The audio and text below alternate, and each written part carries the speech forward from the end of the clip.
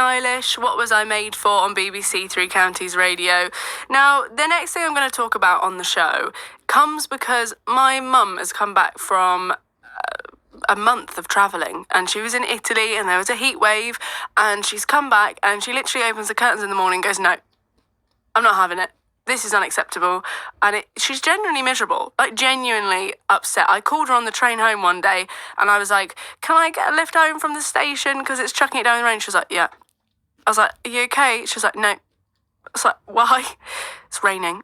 I was like, right, okay, this isn't great. So I thought, you know what? Nearly every conversation I've had in the office this week or with anyone I've come into counter with, everyone has mentioned the weather in some way or another. Now, as we know, there's nothing we can really do to change it, but we can maybe change the way it affects our mood, or maybe here are some ideas to help you kind of, look after your mental health. And that includes, and would you believe it, cuddling a stranger. So on the line, I've got therapist Marianna Hollosi. She joins me now. What is this all about, cuddling a stranger? Hello there. Thank you for having me. Well, it sounds weird, but it's the nicest thing you can imagine. When two people who barely know each other maybe meet at the first time, and then they can just be really close and open with each other and wake up hormones in each other that makes them feel happy. It's a beautiful thing, and it's the best thing. In one of those days, I really feel what your mum is feeling, because that made me run away from England a couple of years ago. You know what? I was not having it. I'm going, and I left. Yeah, I mean, but not everyone's as fortunate just to go, are they? So we kind of have to deal with the cards that we've been dealt. But when you talk about cuddling a stranger, are you saying this brings different benefits than cuddling someone you know? Well, if you cuddle a cuddle therapist, it's kind of a therapeutic cuddle session. It's not like you're cuddling your boyfriend or your mom, although it is kind of the same, but it brings up the same feelings, but you can be more open. Sometimes there are things that you can't tell your partner, or sometimes you can't open to your mother, but you can open up to a total stranger, and you can have like a big relieving session, letting all your problems with somebody, even if you tell them or not tell them, and then you can just be in the present and be loved and accepted the way you are, instead of having to do anything. Like in relationship, there's sometimes our expectations and things that we need to do. But if you come to a therapist, then you don't have to do anything. You will just be there and be loved up in a really beautiful way. So this is an established thing then. There are such things as cuddle therapists that are there to sit and have a chat with you and give you a cuddle, am I right? Yes, you need to be qualified and insured and certified, yes. And then you need to have a course, and you need to have a certain knowledge and background about it.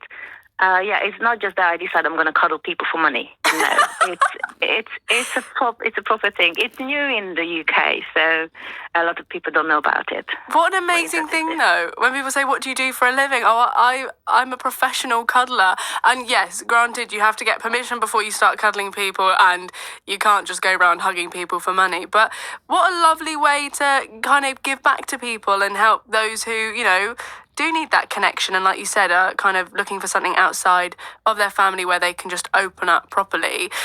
You talked about experiencing this kind of, they talk about seasonal depression in the winter, but I think a lot of people are experiencing it now because the weather is just not playing ball. We're not getting the season change that we're normally promised year on year out.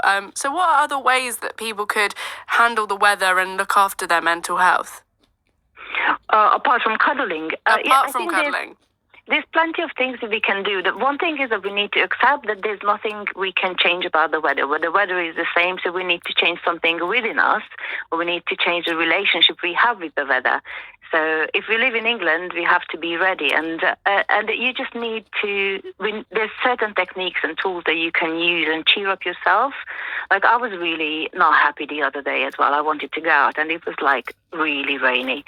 And then I can't go yet. I need to wait, or I need to dress up and wear my wellies and try to be playful around it. And changing your physiology, doing some happy stuff instead, changes your mood. And that change your emotions and change your thoughts as well. Absolutely. So listening to, sorry. No, I was agreeing with you. Continue. So listening to happy music and do some dancing, that really can shift your energy back to life, back to playfulness and happiness and joy.